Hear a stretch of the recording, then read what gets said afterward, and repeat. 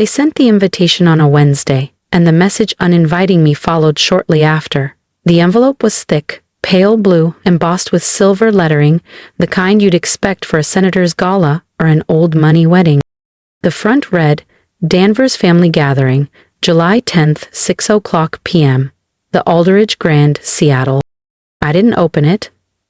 I didn't need to. I'd seen that hotel name plenty of times. It was on the ledger in my office under Premier Clients, Tier 1. That was my digital signature on the hosting contract. Moments later, my phone buzzed. A text from my cousin Elaine, the designated family planner, always the one to deliver disappointing news with a smile. Hey Mara, just a heads up. Venues at full capacity this year. Lots of extended guests flying in. It's kind of a black tie thing, very elevated. Hope that's okay. That emoji. The signature of sanitized exclusion. Not a confrontation, just a quiet dismissal. I'd seen it before. Wedding invites that never came. Family threads that skipped my name during job announcements. They never said, I failed. They just erased me. I returned to my desk. Rain tapped softly against the window of my 31st floor corner office. The Seattle skyline blurred in gray mist and soft neon. The contract for the Danvers booking was still on my screen. Aldridge Grand. Elaine had submitted it through our concierge platform. Our assistant flagged it for review. I added a 25% surcharge for short notice high-end bookings and approved it personally. They had no idea that M.R. Caldwell, CEO of Caldwell Holdings, owner of 12 historic properties across the Pacific Northwest, was me. They didn't know the woman who once scrubbed bathrooms on night shifts was now the one signing their invoice. They still called me unpredictable, aimless. Let them. I didn't want their seat. I owned the table. I turned to the shelf and reached for a small walnut frame tucked behind my travel books. Inside it, a cracked plastic name tag. Mara Housekeeping, Capital Inn, Seattle, 2011. I hadn't looked at it in years, but that night I placed it right in the center of my desk, just in case I needed a reminder of why I said yes to myself when everyone else said no. My father used to say there were two kinds of people in this world, the ones who carry the name and the ones who carry the weight.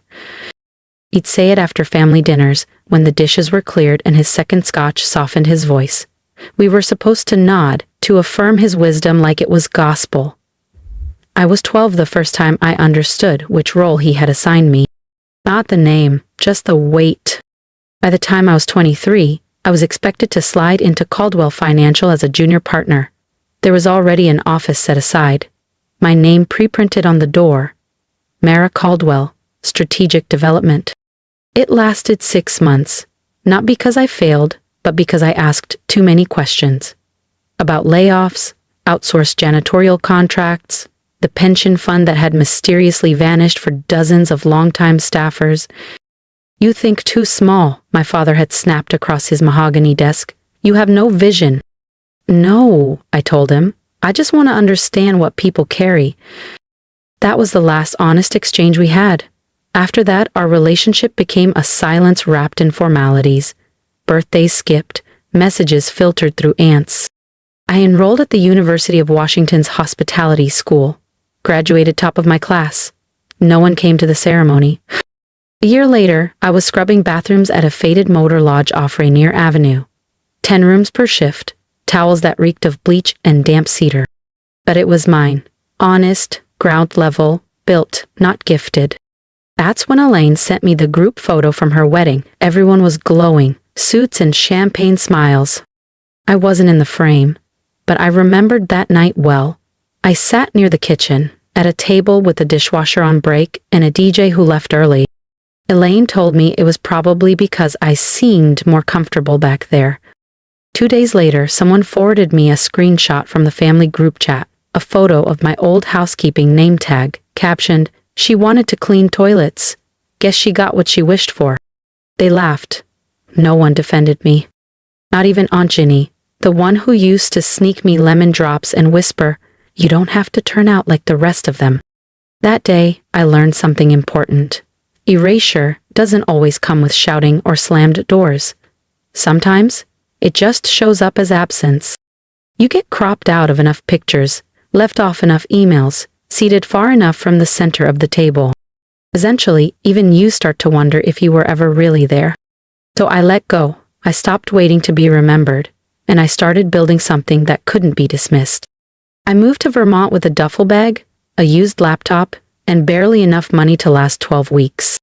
There was no grand plan, just a need for somewhere quiet, somewhere no one cared about my last name or the reputation it used to carry. I rented a tiny attic room in a creaky old farmhouse. Turned in on run by a retired couple, Irene and Cal. They paid me cash to help with bookings, change linens, manage late check-ins. They gave me room 7. Slanted ceiling, one skylight, twin bed, and I loved it. That's where Alone really started. Not the company, the idea. In a beat-up spiral notebook filled with questions. Why did some guests return and others never did? What made a stranger feel safe or seen in a room they'd never been in? I watched. I adjusted. A buzzing lamp, a misplaced bench, a sign that confused guests. I fixed them with no budget, just care. People started asking for Mara. Not Miss Caldwell. Just Mara. When Irene and Cal decided to sell, I came with data, spreadsheets, and a vision. I made a modest offer. They said yes. I renamed it Elon House, my first property, my first win. 5 rooms, no staff, but me, but I poured everything into it. I scrubbed every floorboard, swapped the musty drapes for fresh linen panels, painted each room in soft, calming shades of moss and cream, and I left a handwritten card on every nightstand. You're here now, you can rest. Guests remembered that line. I didn't have a PR agency. I didn't need one. Word of mouth did what no billboard could. Guests told their friends. Stories spread. Stories brought interest. Interest brought support. Not millions, not all at once, but enough. Within 4 years, I opened a second property, Elon Ridge, and then a third, Elon Harbor. Each one smaller than the resort, they quietly outperformed. I hired former housekeepers as site leads, gave them titles, trust, and real pay. No stiff uniforms, no fake greetings, just people who knew what it meant to serve with pride, not submission. By 30, Elon had become its own quiet brand. Subtle luxury, gentle care, no velvet ropes, no marble fountains, just dignity done well. Still, I didn't put my name on it. The properties were listed under M.R. Caldwell Holdings. Most assumed I was a man. That suited me just fine. I wasn't hiding, I was insulating. The silence gave me space to build something they couldn't tear down. Behind my desk, tucked between fabric swatches and supplier catalogs, I kept the old plastic name tag. Mara Housekeeping. Faded, scratched, cracked straight through the middle. I wore it long after it should have been replaced. Framed it. Black frame. No glass. Not on the wall. Not for show, just for me. Some nights, after the spreadsheets and signatures, I'd hold it, not to revisit the cruelty, but to remember the foundation. I didn't build Elon to prove a point. I built it so no one could ever again tell me I didn't belong. They picked Elan Cascade for the reunion, one of the most exclusive boutique hotels in the state. They had no idea. Elaine booked it through the corporate portal, bragging in the family group chat about pulling strings to secure such a coveted venue. "We're lucky," she said. The front office manager told her, "The owner is very private, but once they saw the family name, they expedited everything." They weren't wrong. I fast-tracked it myself, upgraded them to full service, doubled the staff, imported flowers, approved the linen color scheme myself, digitally, of course. If you felt that moment of quiet triumph with me, don't forget to subscribe. The next chapter is where they finally realize whose building they just walked into. Of course, I hadn't signed anything by hand in years. Silence holds better when you don't leave fingerprints. The reservation listed the host as S. Danvers, booked through Caldwell Hospitality's elite tier. The irony was sharp enough to cut granite. I instructed our guest relations lead, Hannah, to manage the account. Smart, steady, and delightfully unaware of family politics. To her, Sophie was just another overly involved client with a flair for drama and color-coded spreadsheets. 1 week out, Sophie requested custom florals, hydrangeas and delphiniums, blue and white. I called Hannah into my office. "Treat them kindly," I said, "but not delicately." She tilted her head. "What do you mean?" "Don't handle them like crystal, just serve them exactly the way they've asked to be treated." Hannah nodded, a slow smile forming. She understood more than I needed to explain. That night, I sent one message. To Aunt Janine. "You're coming, arrive at 6:40. Don't let them come early. It matters." She didn't reply, but I saw it marked read. That was enough. For the next 6 days, I barely slept. I reviewed everything: room flow, lighting cues, signage, menus. At the last moment, I made one quiet change. The guest suites usually featured a printed welcome from the host family. This time, the card read, "We hope your stay reminds you where you come from and what was never truly lost." March. I didn't sign it fully. I didn't have to. On the day of the reunion, I didn't use the front entrance. I walked in through the service hall, past trays of champagne flutes and carts of folded linen, just like I used to. There's something sacred about stepping through the back to reach the center. It keeps you grounded. I wore navy, no jewelry, hair pinned clean. Nothing screamed fur attention. The room did that for me. At 6:45 they arrived, first in pairs, then clusters, 2 loud laughs, 2 firm handshakes, all that anxious sparkle of people desperate to be remembered. And Sophie, she entered like a cruise director, waving, beaming, not realizing she was stepping into my house. My father arrived 10 minutes later, flanked by 2 men I didn't recognize, but knew instantly. Financed types. Polished shoes, sleek watches, hushed tones. The kind of men who build empires out of spreadsheets and forget the names of the janitors. I watched them from a small monitor tucked in the back hallway, just past the kitchen. Hidden, but not absent. No one missed me. That was the beauty of it. I had been edited out of their story so long ago, their eyes no longer searched for me. But that was about to change. At exactly 7:15, the ballroom lights dimmed ever so slightly. Just enough to quiet the chatter. Just enough to invite curiosity. Then came the sound.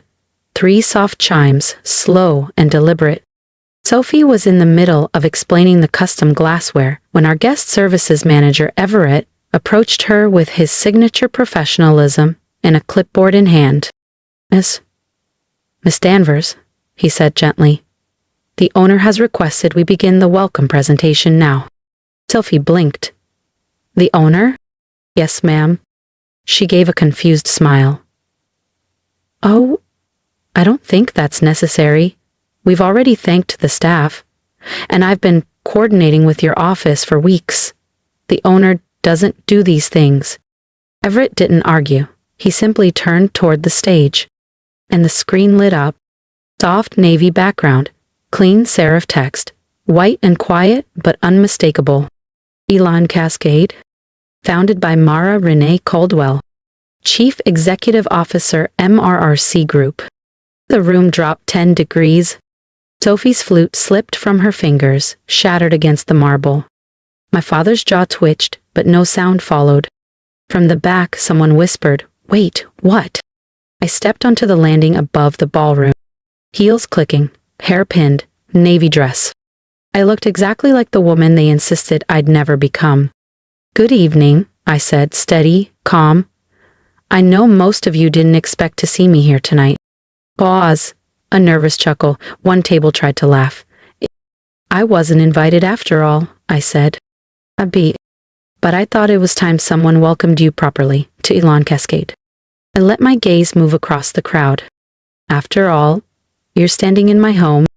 Chairs shifted, mouths opened, whispers spilled. Sophie took a step forward, flushed and frantic. "Mara, what are you doing?" I met her eyes, cool, clear. Exactly what you taught me. Making an entrance. You booked this hotel under your name, I said, voice level. You claimed the owner gave you a courtesy rate because of the Danvers family name. That part was true. I gave you exactly what you asked for, plus 20%. And my voice didn't shake. That was the victory. For years, you all spoke of me like I was some distant shame. A housekeeper. A dropout. The girl who wasted her name. You told people I disappeared. But I didn't. You just stopped looking. I scanned the room. Faces older, stiffer, still painted with the same brittle surprise. Their discomfort wasn't new.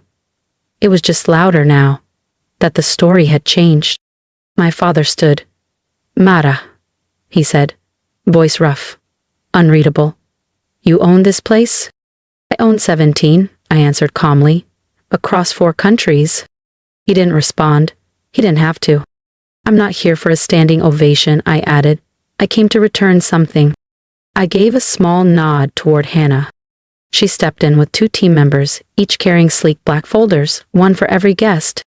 Inside, a signed copy of their event contract, my name, M.R. Caldwell, their rates, itemized, and a single note. Sometimes the story you tried to erase still finds its way to the wall. Near the back, Aunt Janine let out a soft, knowing laugh. An older man beside my father stood. Why didn't you use your full name from the start? He asked, gently. I paused. Because I wanted to build something before anyone decided what it was supposed to be. He nodded, quiet understanding in his eyes. And as I stepped away, the ballroom dimmed. Not in lights, but in noise. For the first time in years, I didn't feel invisible. The VIP suite Sophie had insisted on, called about 4 times to secure, was quietly reassigned to a diplomat, a late arrival, very pregnant. Sophie's new room was still lovely, of course, but it faced the alley. It was the same room type I used to clean for $9.75 an hour. My father never came to find me, but Aunt Janine did. She knocked on my office door a little after 11 p.m. I didn't invite her in, she didn't ask. She just handed me an envelope. Inside was a photograph I hadn't seen in decades. I was maybe 8, on the back porch of the old Danvers house, gripping a lemonade pitcher with both hands. My father's hand rested gently on my shoulder. I remembered that day, not for anything big, but because I spilled the lemonade minutes after, terrified I'd be scolded. But no one said a word. They laughed. That was the last time I remembered feeling like I belonged. On the back, in Janine's looping script, you were part of us. That was all. You walked away before I could say anything. The next morning, I took the elevator to the service floor. The housekeeping team was starting shift. A few nodded. One young woman smiled, then quickly looked away. I walked to the old supply room, now our break space. There was still a coat rack near the back wall. From my bag, I pulled the framed name tag, Mara Housekeeping. I hung it above the jackets. No plaque, no spotlight. Just wood and a nail. Later that day, Sophie left a note in her room. You didn't deserve what we did. I didn't know how to undo it. Anger, I didn't reply. But the following spring, when the reunion invites went out, the return address read, mara.r.caldwell@elan.group. If my story resonated with you, subscribe and stay. I didn't build Elan to prove a point. I built it so people like us had a place. Comment below and tell me, what did they try to erase in you? Your voice matters, even when it starts as a whisper.